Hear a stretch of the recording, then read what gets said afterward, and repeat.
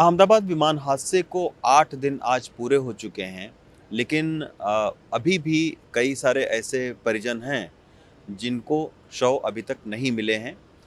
उनमें से एक हैं जो विमान हादसा हुआ और उस हॉस्टल के मेस में खाना बनाने वाले 53 साल की सरलाबेन और उनकी पोती 2 साल की आद्या, ये दोनों ही उस हादसे का शिकार हो गए। सरलाबेन के बारे में मैं आपको बताना चाहूँगा कि ये कई सालों से जो एमबीबीएस के स्टूडेंट हैं, उनको खाना खिलाने का काम करती थीं। सबसे पहले वो सिविल हॉस्पिटल में मेस में काम करती थीं, खाना खिलाती थीं। उसके बाद जब ये नया हॉस्टल बना एमबीबीएस के स्टूडेंट्स का, तो फिर वहाँ वो जो है, वो मेस में खाना बनाती थी। उस वक़्त उनके बेटे और बहू भी थी, लेकिन वो लोग टिफ़िन बाँटने के लिए बाहर चले गए थे और अपनी बिटिया को सरलाबेन के पास में छोड़ गए। हादसा हुआ, उसके बाद दोनों लोग मारे गए।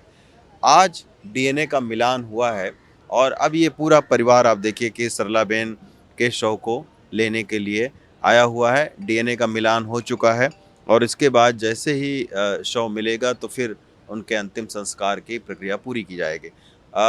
सरलाबेन के जो भाई हैं, वो हैं, उनसे हम बात करते हैं। जो भरत भाई हैं। भरत जी, सरलाबेन और उनकी जो पोती है, उसके बारे में बताइए, कौन-कौन था घर में और ये कैसे उस वक़्त क्या आपको मालूम पड़ा?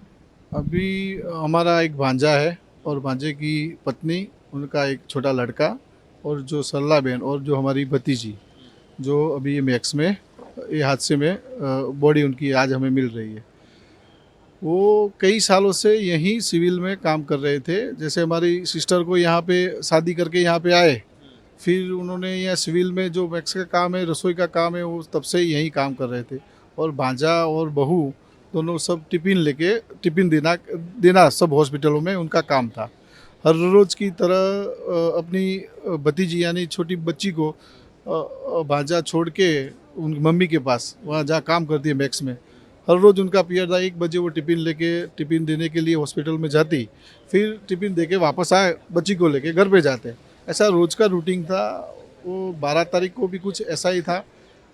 1 बजे वो लोग निकले टिफ़िन लेके, बच्ची को वहाँ छोड़ा, छोड़ के टिफ़िन लेके यहीं 12 बेड का हॉस्पिटल है, वहीं वो लोग ये पीछे ही है, वहीं टिफ़िन दे रहे थे और ये हादसा हुआ। थोड़ी-सी राहत की बात ये रही कि पूरा परिवार नहीं था मेस के हाँ, अंदर। हाँ। हाँ, वही एक बहुत बड़ा भगवान का शुक्र मानते हैं कि तभी हमारा भांजा भी वहीं होता, भांजे का छोटा लड़का भी वहीं होता और पत्नी भी वहीं होती, पूरा परिवार वहाँ था।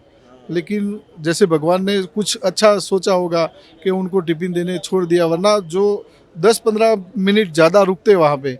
और जो छोटा बच्चा भांजे का छोटा बच्चा जो बच्चा है, वो बच्ची का भाई, वो तो नीचे से ही निकला है।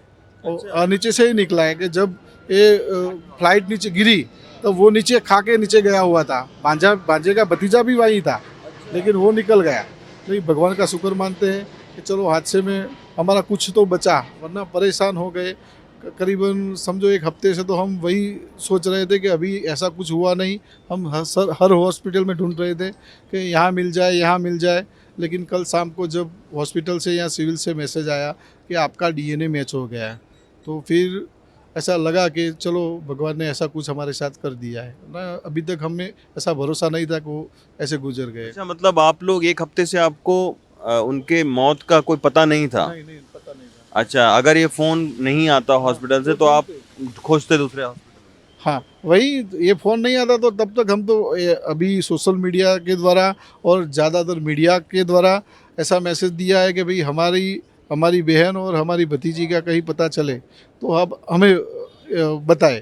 क्योंकि कहीं यहाँ इतना बड़ा हादसा था, कई बार कई हॉस्पिटलों में बाहर भी ले गए हैं लोगों को। यहाँ से जैसे जिसको सेवा में काम किया, ऐसे सब बाहर लेके गए, तो कई हमें ऐसा पता चला कि बाहर कोई हॉस्पिटल में ले गए।